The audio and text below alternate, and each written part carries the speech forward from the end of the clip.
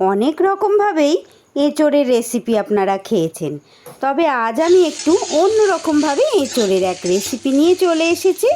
নমস্কার বন্ধুরা, রূপা simple and daily লাইফে আপনাদের সবাইকে অনেক অনেক স্বাগত।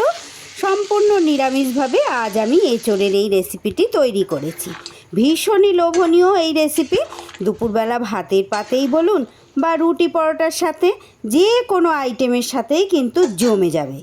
কাছে দূরে দেশ বিদেশ যে যেখান থেকে দেখছেন সবাইকে আমার অনেক অনেক আন্তরিক শুভেচ্ছা, ভালোবাসা, অনেক ধন্যবাদ আমার রেসিপি এত মন দিয়ে দেখার জন্য। যেসব বন্ধুরা আজ প্রথম এসেছেন, প্লিজ বন্ধুরা আমার চ্যানেলটা সাবস্ক্রাইব করে আমার পাশে থাকুন। পাশে থাকা বেল আইকনটা ক্লিক করে রাখুন, যাতে যে কোনো রকম ভিডিও আপলোড করলে সাথে সাথে আপনারা নোটিফিকেশান পেয়ে যান। তাহলে চলুন শুরু করা যাক আজকের রেসিপি। নিরামিষ এঁচোড় রেসিপির জন্য দেখুন বন্ধুরা, এখানে আমি 400 গ্রাম এঁচোড়কে সুন্দর করে খোসা ছাড়িয়ে এইভাবে টুকরো করে কেটে পরিষ্কার করে ধুয়ে একটা সিটি মেরে আমি প্রেসারে সিদ্ধ করে নিয়েছি।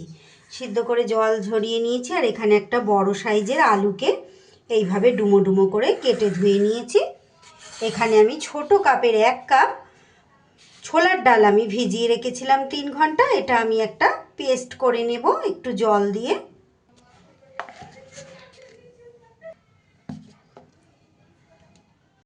এবার এই ডাল বাটার মধ্যে দিয়ে দিচ্ছি একটু কালো জিরে, দিয়ে দিচ্ছি একটু নুন, আর দিয়ে দিচ্ছি খুব সামান্য একটু হলুদ গুঁড়ো। এইবার কড়াইতে দিয়ে দিচ্ছি আমি রাইস ব্র্যান অয়েল। আপনারা কিন্তু চাইলে এখানে সর্ষের তেলে এই রেসিপি করতেই পারেন। সবার প্রথমে ডালটা ভালো করে আমি মাখিয়ে নিয়ে বড়া ভেজে নেব। এই ডাল বাটাটায় চাইলে কিন্তু আপনারা একটু আদা বাটা বা একটু যদি ঝাল পছন্দ করেন লঙ্কার গুঁড়ো টুড়ো ব্যবহার করতে পারেন। তেল গরম হলে আমি আগে বড়াগুলো ভেজে নেব।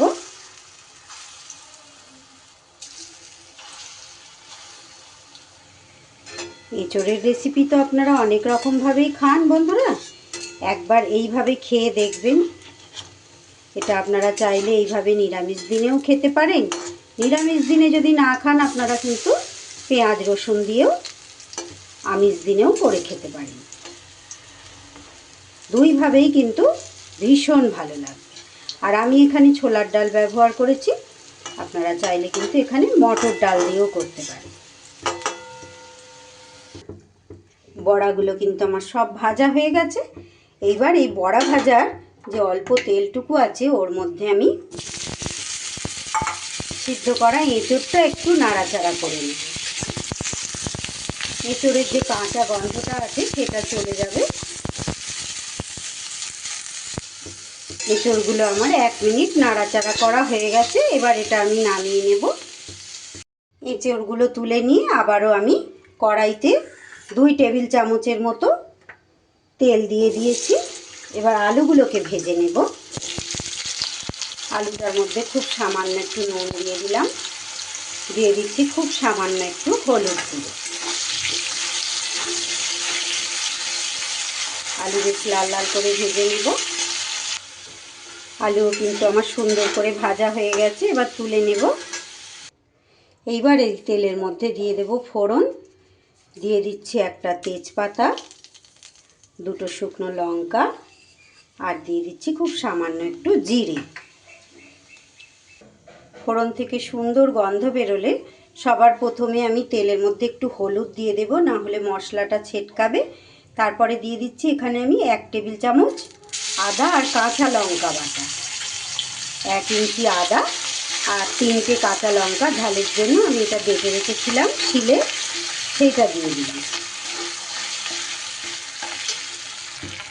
আদার কাঁচা গন্ধ চলে গেলে এবার আমি এর ওপরে দিয়ে দিচ্ছি একটু পরিমাণ মতো হলুদ গুঁড়ো আর কাশ্মীরি লঙ্কার গুঁড়ো।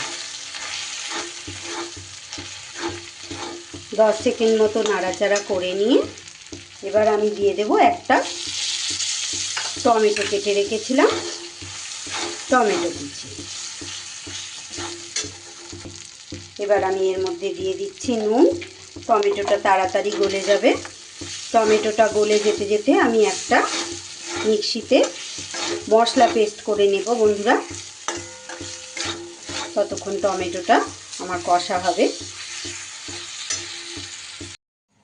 মিক্সির বাটিতে আমি নিয়ে নেব এখানে 7-8টা গোটা কাজু, আর নিয়ে নেব 1 টেবিল চামচ পোস্ত।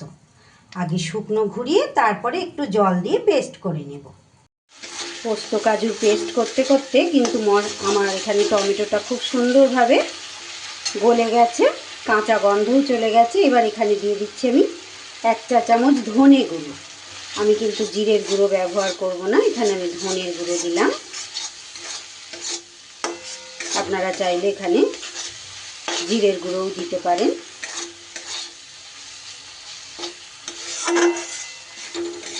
আমি শুধু ধনের গুঁড়োই দিলাম। মশলা কিন্তু বেশ ভালো করে আমার কষা হয়ে গেছে।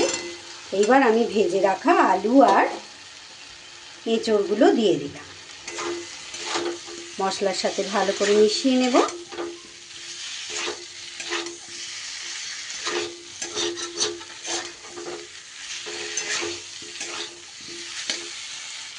তিরিশ সেকেন্ডের মতো আমি মশলার সাথে এঁচড় আর আলু ভালো করে মিশিয়ে নিয়ে দিয়ে দিলাম কাজু আর পোস্ত বাটাটা।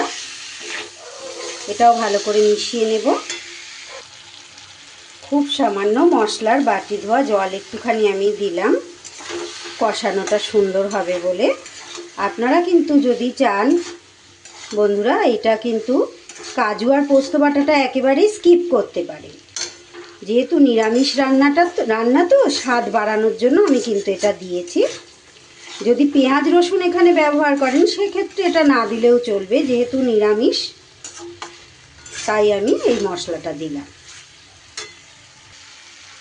এতক্ষণ পর্যন্ত যেসব বন্ধুরা ধৈর্য ধরে আমার রেসিপি দেখছেন তাদের সবাইকে অনেক অনেক ধন্যবাদ, অনেক ভালোবাসা, অনেক শুভকামনা।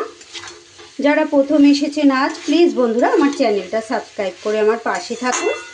পাশে থাকা বেল আইকনটা ক্লিক করে রাখুন, যাতে নিত্য নতুন রেসিপি আমি আপলোড করলেই আপনারা সাথে সাথে নোটিফিকেশান পেয়ে যান।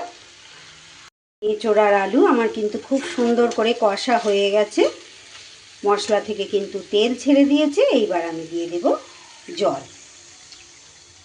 একটু জল বেশি দিতে হবে, কারণ ডালের বড়াগুলো দেব, বড়াতে কিন্তু অনেকটাই গ্রেভি টেনে নেবে, সেই আন্দাজে দিতে হবে জলটা। এবার আমি মিনিট 2-এর জন্য চাপা দিয়ে দিলাম। ফিরে এলাম 5 মিনিট পর।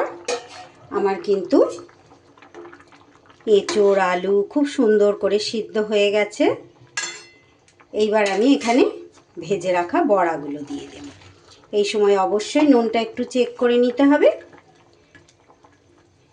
এঁচড়ের রেসিপি তো আপনারা অনেক রকমভাবেই বানান বন্ধুরা, একবার এইভাবে বানিয়ে দেখবেন।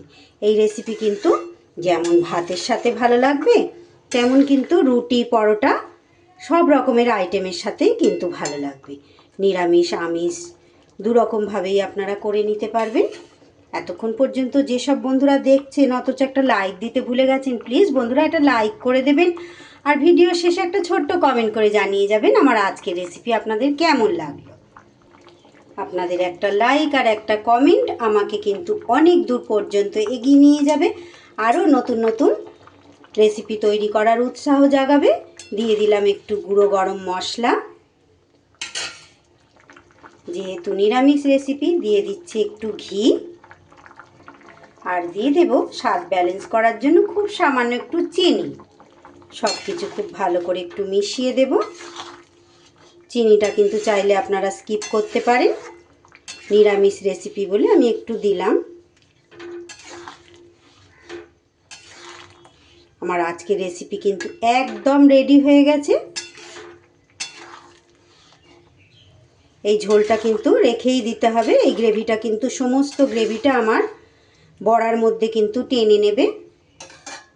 তাই এবার আমি গ্যাস বন্ধ করে দিলাম, 5 মিনিটের জন্য রেস্টে রাখছি।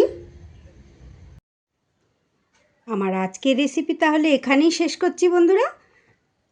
আবার ফিরে আসছি আগামী দিন এমনই কোনো নতুন লোভনীয় রেসিপির সাথে। ততক্ষণ আপনারা সবাই খুব ভালো থাকবেন, সুস্থ থাকবেন।